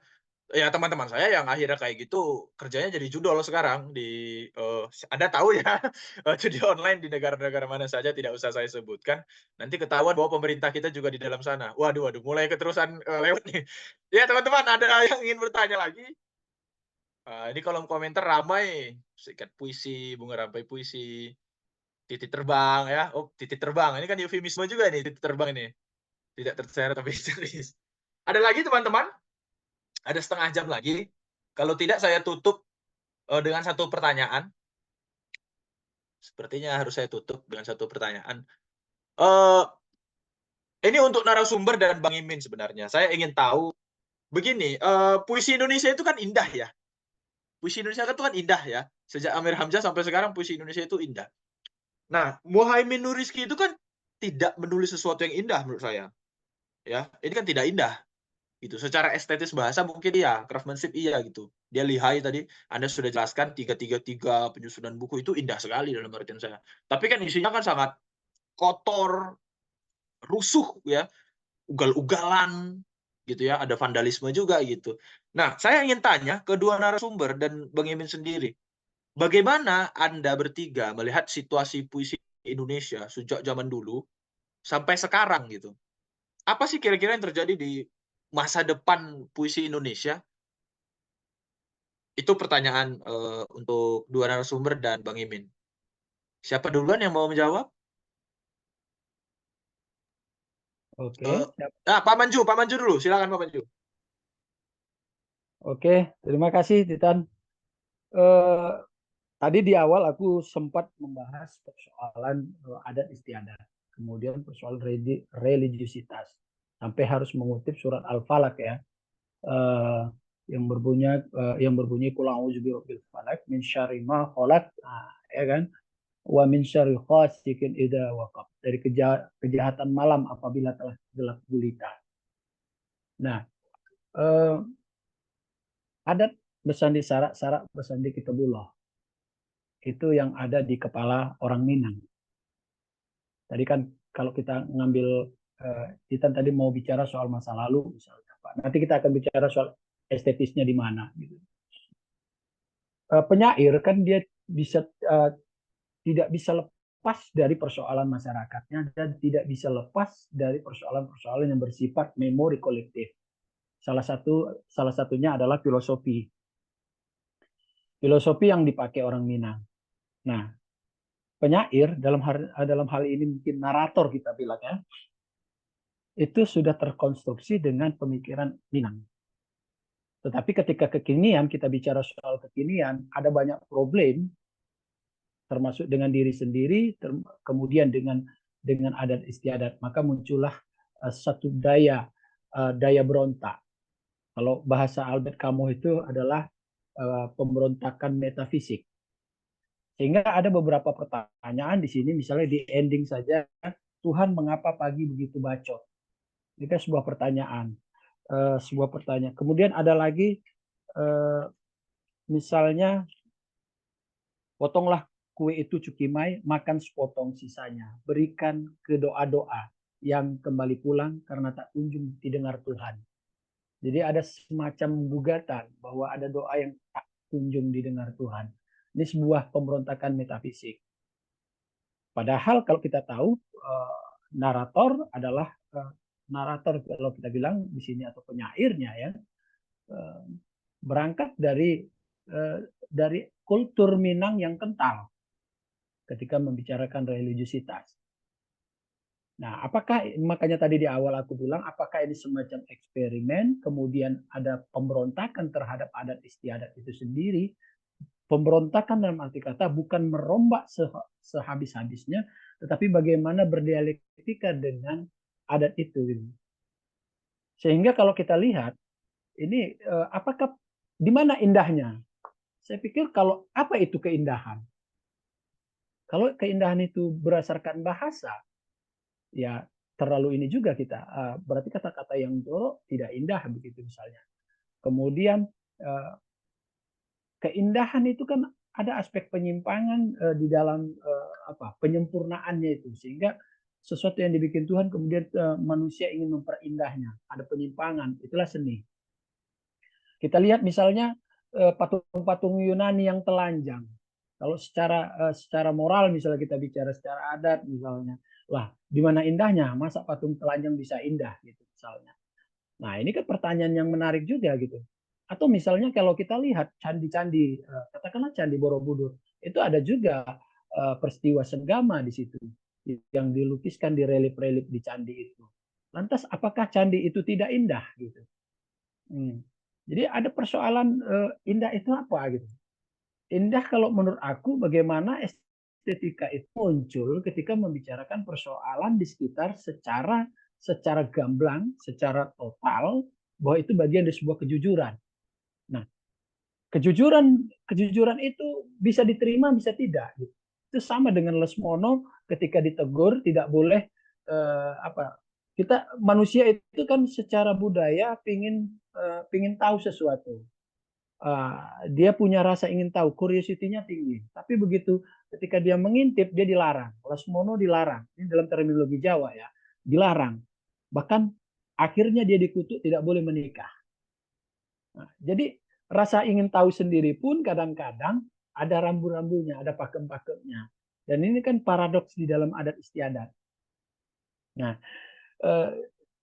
di Minang misalnya, ini kan kita bicara karena kenapa ini menjurus ke Minang? Karena ada ungkapan-ungkapan yang menjurus kepada ungkapan-ungkapan Minang seperti Kalempong, Manganjua, Kalera. Nah ini pemberontakan di awal adalah bagaimana menggunakan bahasa. Jadi pemberontakan bahasa, bahwa bahasa itu saudara kembarnya mitos. Jadi kalau misalnya bahasanya yang dipakai adalah bahasa yang indah-indah, misalnya berbunga kata, itulah yang dianggap indah, maka itulah mitosnya. Nah, si Muhaimin ingin mendobrak itu. Secara tidak langsung dia ingin mendobrak itu. Bahwa keindahan bahasa itu tidak hanya terletak di dalam makna harfiahnya. Yang tidak berkaitan dengan kelamin dianggap indah. Tapi yang berkaitan dengan kelamin, binatang, itu dianggap indah-indah. Nah, ini kan mitos. Ini kan mitos yang dibentuk oleh adat, oleh moralitas gitu, bahwa nggak boleh bilang anjing. Itu sebenarnya kan di awal-awal kan misalnya nasihat seorang ibu kepada anaknya. Ini di puisi si Remi Silado ya, nasihat seorang ibu kepada anaknya. Nasihat, petuah itu sesuatu yang bersifat baik. Tetapi dilukiskan di situ nasihat seorang ibu kepada seorang anaknya, jangan bilang kontol. Kenapa? Tapi disebutkan di situ. Nah, ini kan dua hal yang dimasukkan, dipadukan gitu. Nah, aku melihat ini sebuah memori kolektif kalau aku bilang secara terbalur di puisi ini gitu. Sesuatu yang dianggap tidak beradat, sesuatu yang dianggap kasar dicampur baurkan, didialektikakan dengan sesuatu yang bersifat profan ya. Kalau kita bilang profan ya, sesuatu yang sifatnya sakral. Cinta di sini kan ini ungkapan banyak di sini cerita kisah cinta. Misalnya kayak cinta antara Kal dan Era gitu. Walaupun itu Kal dan Era dipotong adalah bagian dari pemotongan Kalera gitu kan. Kemudian Pante ya kan. Nah, ada persoalan cinta di sini. Jadi apakah puisi ini keindahan cinta itu jadi hilang ketika misalnya kita hanya fokus kepada ungkapan-ungkapan yang bersifat banal tadi gitu. Nah, ini hati-hati juga kita kan. Apakah keindahan cinta Kal dan Era ya atau sesuatu yang dirindui oleh si Kalempong terhadap Tuhan ya, misalnya kayak di puisi terakhir, Tuhan mengapa pagi begitu bacot. Artinya ada sesuatu yang ingin direkonstruksi sebenarnya, semacam rekonstruksi. Kalau rekonstruksi agak dibongkar-bongkar ya sebenarnya. Tapi bagaimana si tokoh Kalempong ini bertanya kepada Tuhan. Jadi sebenarnya antara dia dengan Tuhan pun juga ada suatu komunikasi, dialog. Nah, inilah yang menarik bahwa hanya saja dia tidak menggunakan kata-kata yang sudah dimitoskan itu. Nah, mungkin yang kata-kata yang sudah dimitoskan kaum agamawan, ya, kaum religius atau kaum adat, kaum moralis gitu. Dia justru menggunakan kata-kata yang dipakai oleh orang-orang bawah. Kita bilang bahasa-bahasa umpatan itu kan bahasa-bahasa orang bawah, bahasa orang tidak terpelajar katanya begitu. Seolah-olah seperti itu mitosnya. Nah, itulah yang ingin dibongkar. Nah, ketika bicara kisah-kisah yang ada di dalam ini, aku teringat apa yang ditulis di dalam serat Sentini. Bagaimana Jayang Raga ya, kalau nggak salah. Jayang Raga itu luar biasa kurang ajarnya. Dia melakukan hubungan seks. Bahkan Serat Centini itu banyak adegan-adegan cabul, cabul gitu. Tapi si tokohnya, si Jayang Raganya tetap taat. Sholatnya nggak tinggal gitu. Nah, sholatnya nggak tinggal. Nah, ada satu ungkapan yang menarik dari Jayang Resmi bahwa dua pintu kebaikan. Yang pertama di mulut, kedua di kelamin. Dua pintu. Kalau bisa menjaga dua itu, pintu kebaikan itu, maka bisalah. Maka ketika ini dibeberkan, perkelaminan ini dibeberkan, ini kan seolah ingin mengatakan bahwa secara langsung kalau tersurat kita bilang lah ini sesuatu yang tabu, sesuatu yang bersifat aib, ya kan? Itu kok dibongkar, artinya berarti dia tidak baik. Misalnya jangan bilang pukima, jangan bilang kima lah, gitu. Jangan bilang kalera, itu tabu. Nah, karena sudah dianggap tabu sehingga dimitoskan itu tidak baik gitu. Padahal ada konteks.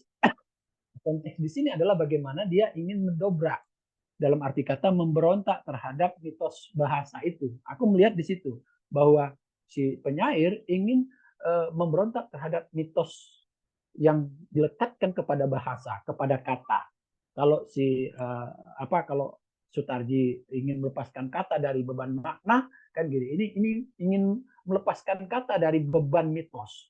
Bahwa kata ini baik, kata ini tidak baik. Itu sama dengan Balai Bahasa misalnya bikin kata ini tidak baku disilang, yang ini baku dicontreng. Ini yang kacau ya Buman ya. Ya, ini yang terjadi di apa kita gitu, persoalan bahasa. Sementara bahasa itu sendiri bagian dari ekspresi manusia, salah satunya juga menciptakan mitos. Nah, kemudian soal metodologi bagaimana dia merangkum dari awal sampai akhir, yang kubilang tadi sedikit filmis ya. Nah, kalau kita baca misalnya satu panduan tentang membuat skenario yang ditulis oleh Profesor Richard Krivolin, nah ini ada titik balik di dalam puisi-puisi ini gitu. Misalnya kayak Pantai 1, Kalera 1, Pantai 2 ini semacam titik balik yang labelnya 1 semacam titik balik pertama. Kemudian masuk titik balik kedua yaitu Pantai 2, Pantai Kalera 2 dan nah begitu juga masuk ke titik balik berikutnya sampai akhirnya klimaks. Klimaksnya adalah bagaimana Tuhan kenapa pagi begitu bacot kan begitu. Jadi aku melihat di situ. Kenapa ini menjadi sesuatu yang kalau kita bicara estetis, dan keestetisan itu juga bisa dilihat bagaimana mengambil ungkapan-ungkapan yang sebenarnya secara alusif pernah kita dengar. Misalnya kayak pantun asam kandis asam gugur ketika asam riang-riang. Yang kita tahu itu kan menangis mayat di pintu kubur, ya, teringat badan tidak sembahyang. Di sini kan dia ingin melakukan sebuah meterasi ya, tertawa mayat di dalam kuburnya. Kata menangis diganti jadi kata tertawa. Nah, ya kan minum tua bisa bikin senang. Jadi kalau diapakan menangis mayat di dalam kubur teringat badan tidak sembahyang. Nah, ini kan enggak. Tertawa mayat di dalam kubur minum tua bisa bikin senang. Nah, bagaimana tua itu berkaitan dengan kemabukan. Artinya ada kalanya bahasa juga bisa memabukkan, adat istiadat bisa memabukkan, dogma-dogma agama, fanatisme juga bisa memabukkan, dan itu membuat kita bertanya-tanya sebenarnya hidup ini untuk apa gitu. Nah, di situ yang aku bilang persoalan estetis, keindahan sebuah puisi itu menjadi bisa kita baca, walaupun itu bersifat relatif. Maka estetika bahasa itu sendiri, kata itu sendiri tidak bisa dicantolkan kepada kata-kata yang dimitoskan menurut aku. Tapi kata-kata yang dibentuk, ya kata-kata yang semacam diberi ruh. Ini kata-kata itu yang membuat mitos baru gitu. Nah, karena kata kan selalu berubah-berubah dia. Makna common sense-nya. Nah, ini yang ada di buku ini gitu. Bahwa dia mencoba menggunakan itu, aku teringat Richard Krivolin lagi bahwa teknik menulis skenario itu sama halnya dengan teknik menulis puisi. Jadi puisi sebaliknya begitu juga. Jadi kalau bagaimana memadatkan kata itu kan teknik orang membuat skenario juga gitu. Nah, di situ aku menemukan bahwa klimaks-klimaks itulah yang menurut aku peristiwa-peristiwa itulah yang di dalam puisi inilah yang menuntun kita kepada keindahan puisi ini secara keseluruhan. Nah, jadi tidak kita cantolkan kepada satu kata saja.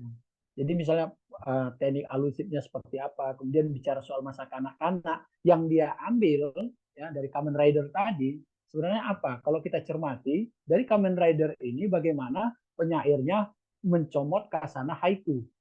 Nah, ini kan juga jadinya bahwa ada upaya untuk semacam apa namanya memberi bentuk baru di dalam dunia perpuisian yang mungkin saja bisa pernah dilakukan orang, tapi setidaknya dengan menyusun puisi seperti ini, nah inilah yang kita bisa menikmatinya sebagai sebuah rangkaian yang indah. Jadi nggak melulu berpatok kepada kata-kata yang dimitoskan. Dan adapun bahwa apakah ini menjadi katakanlah buku yang digemari orang banyak, misalnya orang Minang sendiri misalnya. Aku pikir ketika kita kalau diserahkan ini kepada orang yang mungkin bicara adatnya terlalu kaku, mungkin dia tidak akan baca gitu. Tapi ketika dia mau lentur dengan adat istiadatnya, dia akan merasakan bahwa ternyata memang begini dialektika adat di Minangkabau atau di Indonesia. Jadi selamat malam Jing, nah, itu kan ungkapan yang kasar yang kalau kita rujuk kepada fanatisme beragama mungkin ya, kamu tidak boleh mengatakan sesuatu yang berlainan. Sampai ada hadis mengatakan kan gitu, kenapa kau bilang orang anjing? Bisa kau menciptakan anjing kan gitu, Tuhan ada di hadis itu. Nah kalau kita kaitkan ke situ sebenarnya, wah ini payah ini kalau dibaca orang. Tapi kalau kita merenungi, lah nyatanya realitasnya itu. Jadi sebenarnya kalau kita mau lebih jujur bahwa tugas puisi adalah bagaimana menganalisis persoalan, menganalisis realitas yang ada, ya berangkat dari kepekaan si penyairnya. Nah, puisi punya tanggung jawab juga dia menganalisis bahasa yang dimitoskan, bahasa yang harus dihidupkan, dan bahasa yang memang harus dipelihara gitu. Misalnya untuk hal-hal yang bersifat hal-hal yang lain lah gitu. Jadi dan itu yang menurut aku menjadi asik ketika membaca ini. Nah terserah apakah puisi ini akan menjadi sesuatu yang mengenakkan buat kita, tapi ketika kita mau bicara soal kajian, aku rasa puisi ini juga memberi satu masukan buat kita dalam berbahasa ketika bahasa itu digunakan untuk mengamati realitas yang ada. Setidaknya ini berpulang dalam sebuah tradisi bahwa dulu sastra dengan masyarakatnya sangat melekat sehingga sastra itu jadi milik masyarakat. Bagaimana seorang ibu mengatakan jadi batu kau. Nah, jadi antara kata dengan realitas itu nyatu. Jadi ketika dijadi bilang nanti kau jadi batu, anak durhaka kau jadi batu, itu anak-anak akan takut. Kenapa? Karena kata-kata bisa jadi realita. Nah kalau ini kan sudah terlepas. Di era sekarang ini kata dengan realitas itu seperti berjarak. Sehingga kalau kita bilang kenyang belum tentu bisa kenyang karena dia tidak bersifat mantra lagi gitu kan, tapi ada berjarak. Nah, apakah ini ingin menjawab itu ya buku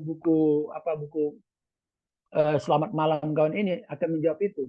Karena pada kenyataannya ketika kita bilang selamat malam Jing, nyatanya orang tidak akan jadi anjing sekonyong-konyong. Tapi kalau kita bicara karena dia sudah berjarak dengan realitas. Tapi bisa saja watak-watak itu bisa muncul. Misalnya selamat malam anjing, watak anjingnya mungkin ada. Dan itu dalam ranah kajian psikologi mungkin saja karena manusia punya sifat yang nabati, hewani, dan insani. Ini menurut Ibnu Sina.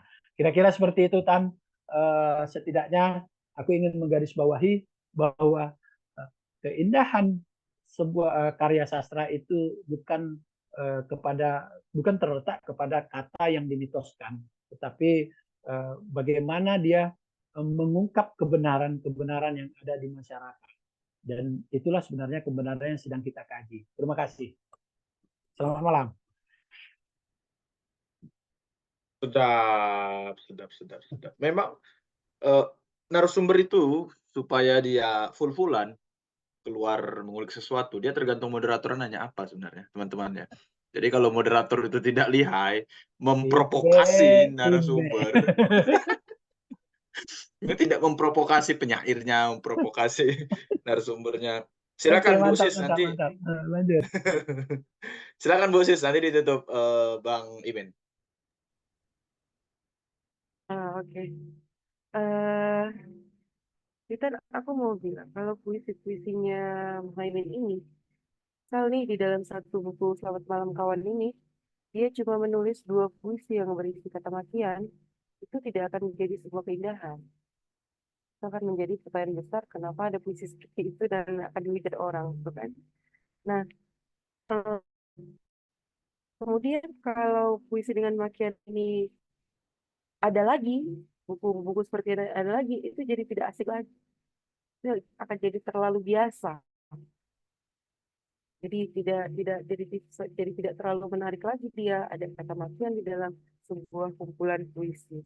Mungkin kata-kata makian itu boleh jadi dirubah menjadi hal lain barangkali oleh Muhaimin. Mungkin Muhaimin yang berpikir itu seperti apa gitu kan.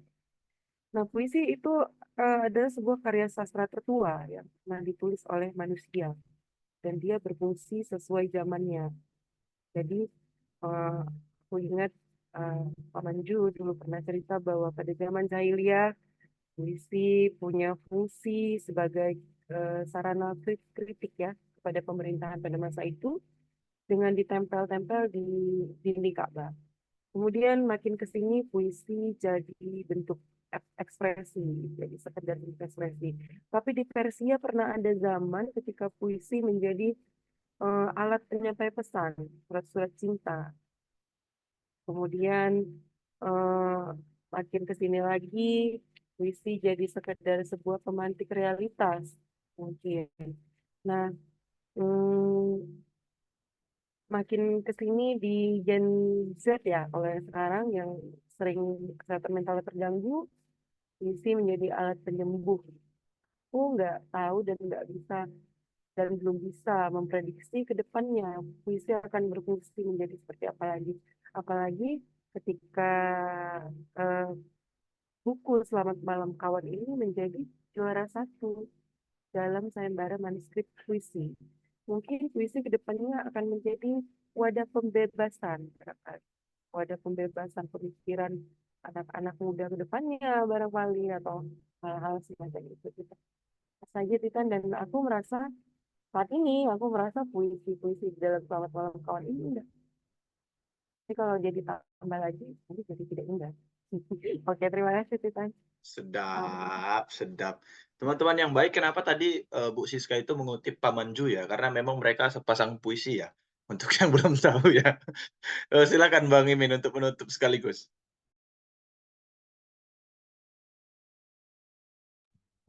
Ya, terima kasih Kak Siska dan Pak Manju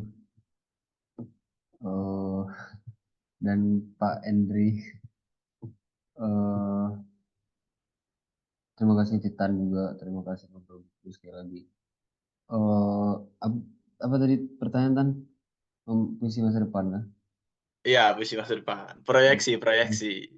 Aku juga ditanya ini pas di itu kemarin. Puisi Makassar. Masa depan puisi ini gimana cara kita bahas? Aku enggak ahli nujum. Tapi benar kata Kak Siska tadi. Aku mau itu sebentar. Puisi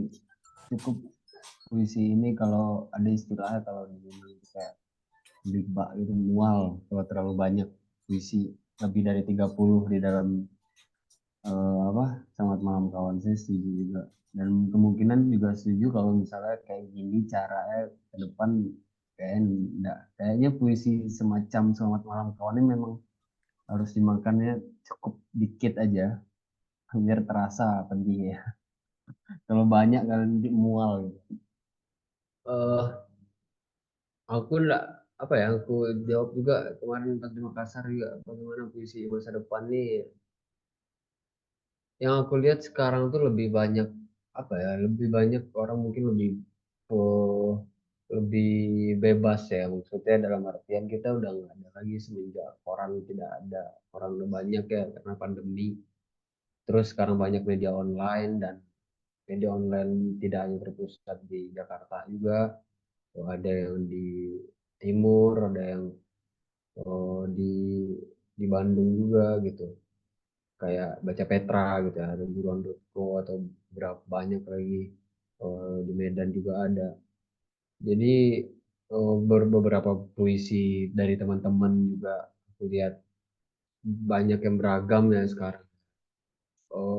Dan lebih apa ya, lebih berani sih, lebih banyak sekali puisi ini sekarang. Masa depan puisi kayak baik-baik aja menurutku ya Tana. Kalau kamu tanya masa depan puisi, dan puisimu aja kan aneh itu, nanah-nanah isi. eh untuk pengucapan kayak lebih beragam juga, dan lebih lebih banyak dan lebih ramai ya.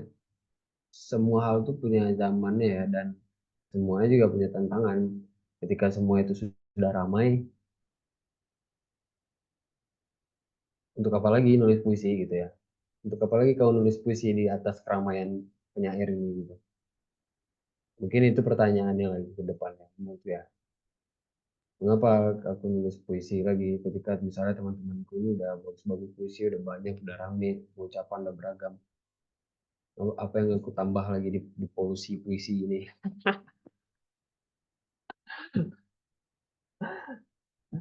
Ya mungkin itu sih Tan. Aku masa depan ya puisi baik-baik aja sih. Gitu ya. Aku ngeliat apa nih laptop, jadi mata aku agak beda ini. Oke, masa depan puisi baik-baik saja, makin kotor ya, makin distopia, makin hancur lebur hidup ini.